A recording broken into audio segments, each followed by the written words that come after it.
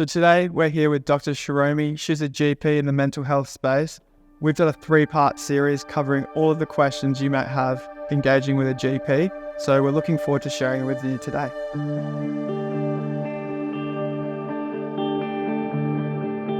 You should definitely book a double appointment for your mental health care plan, or mental health treatment plan as it's sometimes called. And let's have a chat about what exactly a mental health care plan is. Let's look at it as a bit of a fancy psychology referral, if you will. As GPs, we can write this up for anyone with a diagnosable mental health condition, which we will chat to you about in our consult with you. And it offers you 10 subsidised sessions to see a psychology provider over a calendar year. Now, you might decide to see a psychologist or a clinical psychologist, and there are most certainly OTs and social workers that are approved to give you these sessions as well. So it's a great thing to have if we're struggling with mental health, because it'll help you access those psychology services. You can definitely bring in your family member or friend into your mental health care plan appointment, and this can especially help if you're feeling a bit shy or introverted or scared about answering our questions. It's always useful to get collateral history. Well, that's insights from those around you who are living with you and who hang around with you often. Now, you might decide to bring mum or dad or a sibling or a mate. It's lovely as a GP to see friends bring in friends. It's what friendship is all about, supporting your mates through the ups and downs of life. So yeah, for sure, bring someone in. We're likely to ask you a few questions as well because we want your personal insights, but yeah, absolutely. There's a lot to cover in a mental health care plan appointment, so it's always a good idea to rock up on time and book that long or extended appointment. Another good idea is to write down a series of questions for us.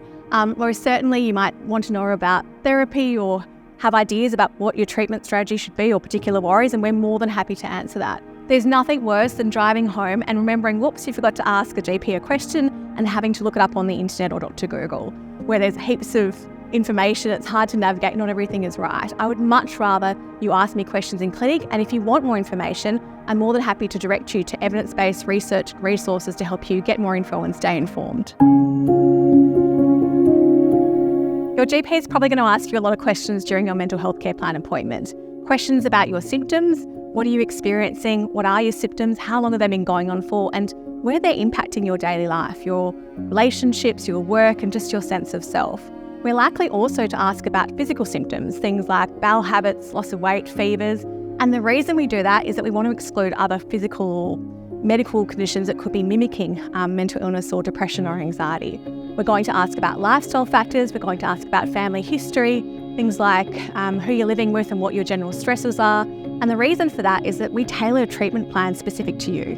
We've got a great resource, the Mental Health Care Plan Preparation Resource, in which we go through in detail the questions we often ask you as a GP. And that way you can go through, understand what we're likely to ask you, and not feel so intimidated or apprehensive when you come in to see your GP. The treatment for everyone when it comes to depression and anxiety is different. And that's because we're not treating the condition depression or anxiety. We're actually treating you, the person. Your friend might have a different treatment plan to you, and that's because your circumstances are different. When it comes to medication, you might be thinking of starting a family, while your friend might be concerned about specific side effects, whether that be weight gain or sexual dysfunction. The key here is to be open with us in terms of what your concerns and worries are and your life circumstances, and we can tailor a treatment plan that's specific to you and to your need. As a GP, I always ask about lifestyle factors when it comes to your mental health. And that's because lifestyle is heavily intertwined with mental health. We've got great evidence to suggest that if we improve diet, exercise and sleep, we can get you mentally well and better. This is not to judge you, we're not here to be critical, and the lifestyle advice we provide is tailored towards you. If you're busy and working long hours, if you are time poor, you're looking after kids, it's about tailoring lifestyle advice specific to you. So meal prepping on the weekends, or doing exercise before work or after work, or incidental exercise. It's important to chat lifestyle and to be open with us in terms of your concerns and worries, and we'll work with you to come up with a great plan. You should absolutely get involved with your treatment plan and management plan when it comes to your mental health. And the reason for that is that informed patients have better health outcomes. If you understand what we're suggesting to you and the reasoning behind why we're suggesting it, whether it be improving exercise or improving diet or improving sleep hygiene, you're more likely to follow through. We've got great evidence for these sort of interventions. And if I can help you understand how improving your lifestyle or how seeing a psychologist for talking therapy is going to help, you're more likely down the track to be compliant and to head to those appointments and make those changes. When it comes to mental health, you might find your friend or family member on a completely different treatment plan to you. And that's because we're not treating depression or anxiety, but we're treating you, the person, and your circumstances are different. When it comes to, say, exercise interventions, you might love going to a Taekwondo class and sweating out in the gym with friends, while someone else might enjoy a morning swim because they've got sore knees and they like the solace and the relaxation of it all. So coming up with treatment plans, whether it be lifestyle interventions, talking therapy, or even medication, is specific to the person.